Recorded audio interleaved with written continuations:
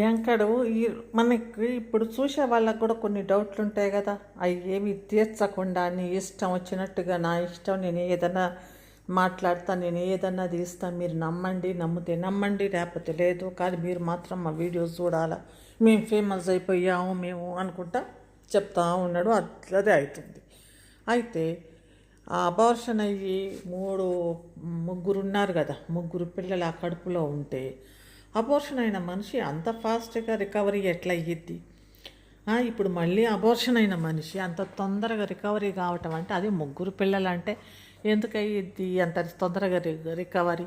అది చూసే వాళ్ళకి, లైకులు కొట్టే వాళ్ళకి కూడా బుర్ర ఉండదా ఏంటి అనిపిస్తుంది. అంత తొందరగా అబార్షన్ అయిపోయి, అంత తొందరగా రికవరీ అయిపోయి, ఆ స్టోర్లో ఏమి వేసి హిహి అనుకుంటే ఏమి నవ్వులుతుంది. నేను ఎంతో హ్యాపీగా ఉన్నట్టు ఒకసారి ఏమో ఏడ్చింది, మా అమ్మ వాళ్ళ ఇంటికి పోతాను, నన్ను చూడట్లేదు అని ఏదేదో ఒక కథ చెప్పి బ్లా బ్లా అని ఎప్పుడు ఇట్లనే అవుతుంది అనుకుంటే ఉరికిన వ్యక్తి అంత సంతోషంగా మళ్ళీ వచ్చేసి, అంటే ఇదంతా డ్రామానే. మరి ఎక్కడ బాగా చూస్తున్నాడనా లేకపోతే ఏందో అర్థం కావట్లేదు. సరే, ఆ అబార్షన్ అయ్యింది వాడికి కాదు, ఆ భార్యకి. అబార్షన్ అయిన పెండ్లం అంత తొందరగా రికవరీ అయిపోయి అంత తొందరగా పార్టీ అనమాట, మళ్ళీ ఫంక్షన్ చేస్తామంటున్నారు. మరి అంత తొందరగా రికవరీ అయిపోయి ఆ స్టోర్లో అయితే కొంచెం ఓవర్ యాక్టింగే అయిపోయింది. వాడి పెండ్లం ఓవర్ యాక్టింగ్ చేసుకుంటా అవన్నీ ఇట్లా పట్టుకొని, అమ్మాయిల బట్టలు ఉంటే పిల్లల బట్టలు ఇట్లా ఊరికని ఇట్లని ఏదో సినిమాలో ఒక ఇది చూపిస్తారు కదా, ఇట్లా అనుకుంటా ఏందో అట్లా పట్టుకొని హిహిహి అనుకుంటా ఏందో అదంతా ఓవర్ చేసింది వాడి పెండ్లం. ఇంకా ఇదంతా అట్లా ఉంటే ఇంకా ఈరోజు వీడియో పెట్టిండు, మాకు ఇది తీసుకున్నాం, అది తీసుకున్నాము, ఇదైతే పెద్దగా అయిపోతుంది, అదైతే చిన్నగా అయిపోతున్నాయి, ఈ గిన్నెలు, ఈ స్పూన్స్ గురించి వివరించి విపులీకరించి చెప్పాడు. అయితే ఇప్పుడు ఈ స్పూన్స్ ఉన్నాయి కదా, ఇప్పుడు ఆ స్పూన్స్ గీన్స్ అనుకుంటే ఆ గిన్నెల గురించి వాటి గురించి అన్నీ చెప్పాడు. మా బట్టలన్నీ చూపించి అవన్నీ చూపించాడు. సరేలే, అందరు బట్టలు కొనుక్కుంటారు షాపుల్లో, బట్టలు కాకపోతే ఏముంటాయి, వాళ్ళ బిజినెస్ వాళ్ళు నడవాలి కాబట్టి ఆ బట్టలు ఎనీహో ఉంటాయి, అమ్ముతారు, అవి కొనుక్కొచ్చుకొని అందరూ వేసుకున్నాయి అయ్యే కదా, కొన్న బట్టలే కదా, ఏమన్నా వాళ్ళు ఏమైనా ఇళ్ళల్లో తయారు చేసుకొని వేసుకున్నారు. కాకపోతే అది కూడా చూపిస్తున్నారు, చూడండి మా బట్టలు అని. సరే, ఆ బట్టలు అయిపోయింది. ఆ బట్టలు అయిపోయాక అంటే ఆ బట్టలకి డబ్బులు బాగానే వచ్చినాయి, మాకు వ్యూవర్స్ నుంచి డబ్బులు బాగానే వచ్చినాయి, మీరందరూ బాగానే చూశారు, మిమ్మల్ని మేము మంచిగా పిచ్చోళ్ళని చేసేసాం, మేము ఏది చెప్పినా కూడా మీరు వింటున్నారు, మేము ఏ కథ చెప్పినా కూడా మీరు టక్కని చూస్తున్నారు, లైకులు కొడుతున్నారు, కాబట్టి మాకు మంచిగానే పైసలు వస్తున్నాయి, ఆ పైసలతోటి మేము షాపింగులు చేస్తాం, సట్టుబంద చేస్తాం అని ఏం చేస్తాడో వాడి దారిద్రం, వాడి తొక్క తొషానం ఏం చేసుకుంటాడో, వాడు ఏమన్నా పెట్టుకొని ఏడన్నా చేసుకొని. కానీ మరి ఇంత పిచ్చిగా లైకులు కొట్టేవాళ్ళు, ఎంత పిచ్చి ఆ లైకులు కొట్టేది, వేరే వాళ్ళు మంచి మంచి వీడియోలు చేస్తుంటే వాడికి లైకులు తక్కువను, ఇట్లాంటి దగులుబాజు వేసే వాళ్ళకి లైకులు ఎక్కువ వస్తుంటే గది ఏంది గేంది వాళ్ళ మతలబ్బు గేంది. ఈ చక్కదనం అన్నీ కొన్ని రోజులే, మళ్ళీ ఇంకొక చక్కదనం మొదలయ్యిద్ది, మళ్ళీ హాస్పిటల్ చక్కదనం షురూ చేస్తాడు 4 రోజుల తర్వాత. మళ్ళీ లేకపోతే వాళ్ళన్నని ముందేసుకుంటాడు, పెండ్లాన్ని ముందేసుకొని అయిపోయింది, ఇప్పుడు పిల్లల్ని ముందేసుకొని వాళ్ళకి అన్నం పెడుతున్నాం, అది ఇది అనుకుంటా అన్నప్రసానం అనుకుంటా అంది షురూ అయ్యింది.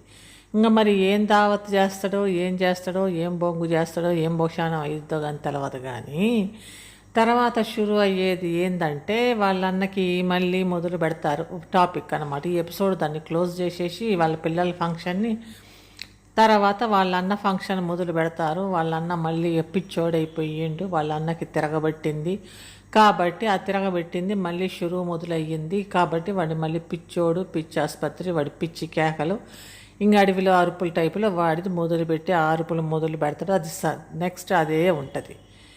తర్వాత ఏమయ్యిద్ది ఆ అరుపులు తర్వాత అదన్నా ఉంటుంది టాపిక్, లేకపోతే మళ్ళీ ప్రెగ్నెంట్ అని మొదలు పెడతారు. అబార్షన్ అయిపోయింది, ఇది అయ్యింది, అది అయిందని మళ్ళీ ఇలా ప్రెగ్నెంట్ అంటాడు.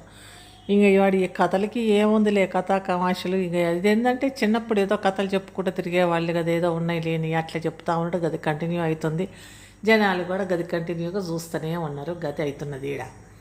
మరి చూద్దాం నెక్స్ట్ ఏ ఎపిసోడ్ తోటి ముందుకు వస్తాడో ఈడు ఈ అంకడు ఆ ఎపిసోడ్ తోటి మళ్ళీ ముందుకు వస్తాడు. ఎందుకంటే ఆడ టాపిక్ లేదు. ఆ కొంపలో ఏముంటుంది టాపిక్? ఆ కొంప ఏమైనా పెద్ద కొంప అయితే ఒక్కొక్క రోజు ఒక్కొక్క టాపిక్, ఈ రూమ్లో 6 మంది చూడొచ్చు. ఇక్కడ ఆ కొంపలో ఒక సింగిల్ బెడ్రూమ్, హాల్, కిచెన్ అని పెట్టారు.